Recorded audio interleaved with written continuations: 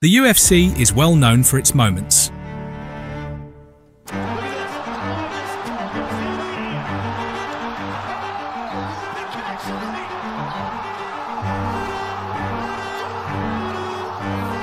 Please stop. I can't let you get close. When I knock people out, they don't fucking move.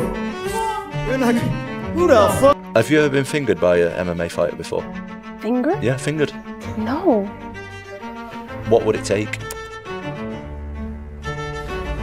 Every fighter has had their moment. One only thing I want to say, never ever believe yourself and give up. But for over 20 years, Dana, Joe and Bruce have been the guys who shaped the soul of the UFC. Also this week, Colby Covington made some headlines. He said when he beats Kamaru Usman, he says, no way he's letting you wrap the belt around him. If you do, he's going to smack you in the head with it. What's your comments on that? Good luck with that. Good luck with that. There are a few things in the UFC that always give fans goosebumps.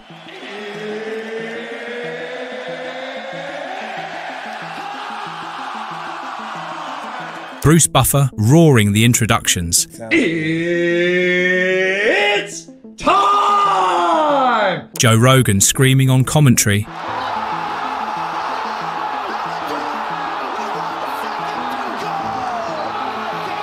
And Dana White standing behind the biggest fights. What's up, Chicago? How are you?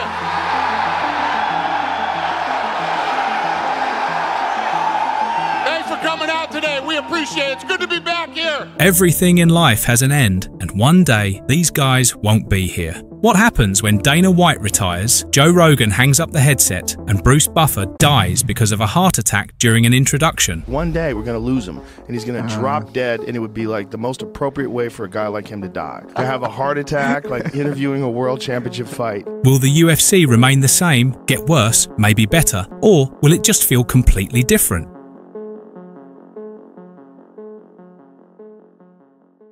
CEO, president, and face of the UFC since forever. That's f***ing illegal. Dana White tied his identity to the company simply by being everywhere. I don't give a f***. What's up, Toronto? How are you today? Cocaine isn't cheap. So you're gonna call Mike Tyson a gimmick? John Jones. And f*** you for asking that question. If you saw the UFC logo, you saw him too. People always ask me what I do. I sell holy shit moments for a living. The best way to see how much Dana White is tied to the UFC was back in 2016 when the company was sold. The Fertittas were ready to get out. They had a sit down with me, and they're basically like, you know, we had everybody in here going through the deal. Everybody was in here kicking the tires, looking to buy it, from ESPN to Turner to all these different funds and groups from all over the world. And they sat me down and said, we're going to sell this thing and we're ready to go, but nobody will take it unless you stay. So you have to stay. You have to do this. Dana is the UFC. He was simply born for this job. But I was 19, I was standing in that lobby and I was just like, man, I hate this job and this isn't me. And I know lots of people have felt that way before about their jobs. The difference between me and a lot of people is I got up and walked out and said, I wanted to be in the fight business. As far back as I can ever remember, all I wanted to do was be in the fight business. I don't know what attracted. It was the energy, the excitement. You know, I was a big Ali fan, then became a huge Tyson fan. So I was always attracted to the fight business. Love him or hate him, he is the man who took this sport from nothing and built it into what it is today. I became addicted to and I fell in love with the sport.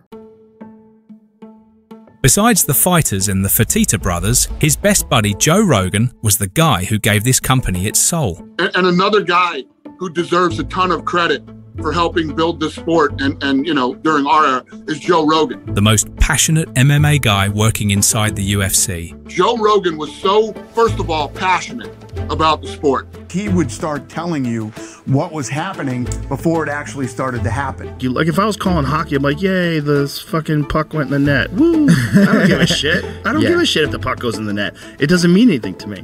But when someone gets your fucking neck, fucking shit, and you see the guys, you gotta tap, he's tapping.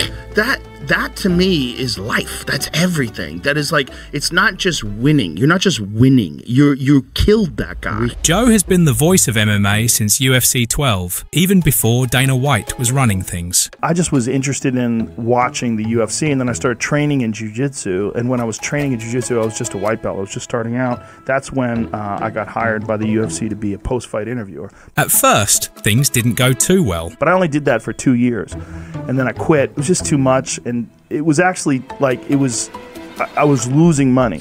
I would make more money doing a weekend at a comedy club than I would doing the UFC. And it just got to a point where it was too much of a pain in the ass. And so I still remained a fan, but I backed away. But when Zuffa bought the company, Dana White needed someone to take over commentary. And the way that Joe talked and how passionate he was, I go, this is the fucking guy that I need. And then the UFC was purchased by this company called Zuffa in 2001. And when that happened, they started putting on shows in Vegas, and I would go there with my friends. So I reached out to Rogan, and we started going back and forth. And he was like, do you want to do commentary? I'm like, I don't want to do commentary, man. I'm here to get drunk and watch people kick the shit out of each other. I'm not here to work. And he talked me into it for one show, at UFC 37.5. So at the time, financially, we were getting fucking murdered. Rogan did the first 12 or 13 shows for free. And I said, look, just get me there, get me my friends' tickets, and I'll do it. I did that, and the rest is history. Can I wrestle Joe Rogan, and if I win, you come to Sweden?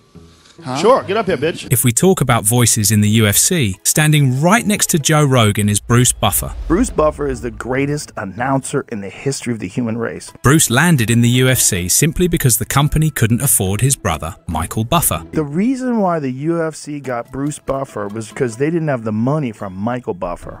So I got Bruce in there to create that thing that he does, and he's got a huge following, man. He's a big-time guy. And his brother Bruce was like, I can do it. So I went off, did UFC 10, and then I came back, and I thought, okay, I did a really good job. I thought I did a good job. I look at it now, it's not what I'm used to. Are you ready? In the beginning, Bruce wasn't the guy we know today. In the beginning, he was kind of, he was learning how to do it. But just by doing it over and over, he got better. This is the moment UFC fans around the world have been waiting for. Event by event, he kept getting better, and like a cherry on top, he came up with its time. In the main event, the audience and fans have been here for 5 hours or so waiting for the main event. The fighters have trained for 8 to 10 weeks to be in the main event. This is truly the moment we've all been waiting for. It's time. It's time! That one line turned Bruce Buffer into the heartbeat of every UFC event.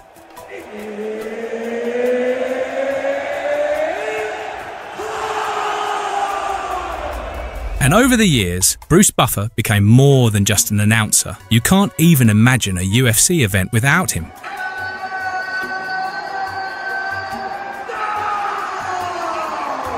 Now he's the fucking man. Yeah, if you told me that he could eclipse Michael, and you could argue either way, because I am a boxing guy, he's done the biggest fights, but, are you ready to rumble?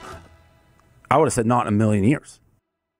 So what actually happens when they leave? I will never retire, ever. I will keep dogging this out until the day I drop dead. Really? I love it. 100%. You'll be like 80 years old at ringside? Hopefully. Although Dana White says he'll never retire, he's also the most criticized when it comes to how he runs the UFC. Well done. You brought a cage fighting sport to the top. It's very impressive. But within the promotional world, he don't hold a candle to any other promoter in the industry because he don't do jack shit. All these things that we do, we're all doing things that have never been done before. So I love to hear experts talk about things that have actually never been done before. And we're the ones that are actually doing it.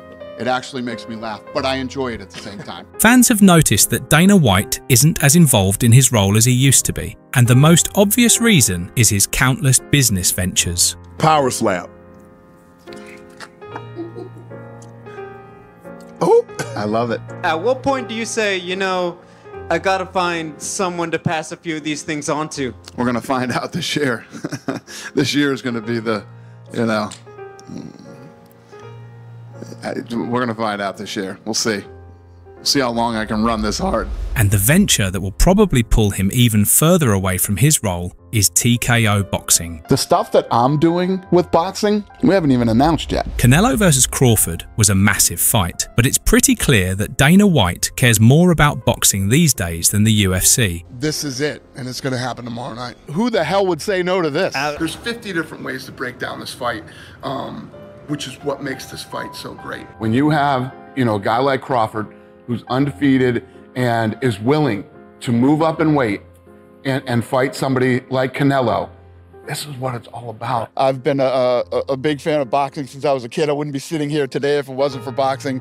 For this to be the first boxing match that I'm involved in promoting is an absolute honor. Two of the greatest of all time and one of the biggest fights ever in the history of the sport. So, very, very proud moment for me, and I've done a lot of things in my career. We know how the UFC feels when Dana White's focus on promoting it slips, but what happens when he's gone? It's hard to imagine UFC without Dana White just because of the path that that we've been talking about. But do you ever envision what that could be like? That doesn't even cross my mind now. And the UFC is a sport and a franchise and a business that will go on long after I'm gone. It'll just be different. One thing that might happen is the UFC becoming even more corporate, and that means squeezing as much profit as possible and completely turning this thing into WWE. The way that this company was built and how it's run right now are by my philosophies of what I think about fighting, what I think about matchmaking, and many other things. And then there will be somebody else here who will have other philosophies and ideas, and it will just be different. But the UFC will go on forever. The reason it hasn't happened yet is Dana White. The sale happened, it ended up, so there were a few groups, and what I was saying is if I have to stay, don't and put me with some fucked up group of people that you know what I mean? So Ari was going at this thing hard, and I wanted to be with Ari, so. Luckily, Endeavor CEO Ari Emanuel told him he could continue running the business how he wanted. It worked out perfect. And Ari's been incredible to work with. I can't say what's going to happen when I leave, but when I'm here, the people who are with me and have been with me, they know exactly what's up. When Dana's gone, the UFC will lose a big part of its brand identity. It's important for Dana, even when we exited, to stay on with the UFC because he was such an integral part of the brand. He was the face of the business. In a lot of ways, he's just irreplaceable. You can't replace him. It is what it is. I mean, Dana is the UFC. Along with the authority and brand identity, the UFC might also lose Joe Rogan if Dana White is gone. I don't think about retiring. No. If Dana White quits, I might quit. Dana and Joe's friendship is well known to be really strong. When I was sitting with Joe and he had a phone call with you, Joe was getting canceled for something. And they didn't want him commentating the fights. And you on the phone offered your resignation. You think that you're going to fucking cancel Joe Rogan and you're going to, and I'm going to just say, okay? Yeah. No, I will fucking quit. I wouldn't be doing it if it wasn't for him. Yeah? Yeah, he's my friend. He talked me into doing it. This motherfucker will burn. Before I would do that to my people. Same as his friend, Joe is criticized for his commentary by hardcore fans. I don't know how many of you guys are aware of this, but I've noticed it recently that every single time the UFC hosts a pay-per-view in the US, for some bizarre reason, they let this dumb, old, bald gnome ruin the commentary every single time. What people forget is that UFC commentary isn't supposed to be made just for hardcore fans. The UFC is a brand and a product delivered to a mass audience, and only a small percentage of that audience actually understands the deep fundamentals of MMA. I know the game, but you explain like way better than anyone else. I think that you put 10 world champions together, you still explain much better than all of us. Commentary has to connect with everyone, and that's where Joe is the best. Well, I learned how to explain it because I learned how to teach people that didn't know what was happening once it went to the ground, right? Because in the beginning, nobody understood the ground game. Exactly. And I'm a black belt in jiu-jitsu, so when it goes to the ground, I can explain what's happening. Very specific. Yeah. You are very specific. Well, you have to be specific because some people don't know. Like sometimes I'll be watching with my wife at home. Like we watch fights that I'm not not calling. And she's like, "What's going on?" And I'd be like, "His right arm is in trouble right now. Like, see where his elbow is? Now, if he can get his elbow past this point, he's fucked." I'm like, "Okay, now he's fucked." And then I would explain it, and I would say, "Now, what he's going to do is he's going to take his right leg, he's going to wrap it over the top. Oh, he's got it. Oh, he's got it. Okay, he's going to cinch the left leg over the top. That's it. That's it. He's fucked." You're the best. Yeah, but it's just you can't live fake it. passion. If Joe Rogan hangs up the headset, commentary won't be hurt. But what will be hurt is the brand identity. Both him and Dana White are more recognizable by their faces than by the job they're doing. We're lucky we stacked this card as much as we did. It would be in big trouble right now. The guy who's actually more recognizable by the work he does than by his face is actually Bruce Buffer.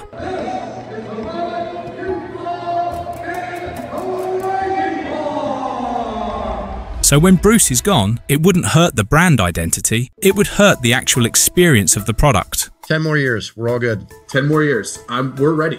We all want it. One of the legends of the UFC. Will you be around for UFC 400? Yeah, I plan to. You plan to? That's a goal. I love Absolutely. No question. Got to figure it'll be about another 8 years or so. And yeah. That's my plan. Oh, yeah. I mean, that's huge. I mean, because the UFC won't be the same once you leave. Oh, thank you. So, I know. So you'll be Everybody's around. replaceable. I'm just know that put it on my tombstone. I always try to do the best job I could. So you'll be around for 400. That's my plan. At the end of the day, the UFC will move on no matter what. But without Dana, Joe, and Bruce, it just won't be the same. It will be different.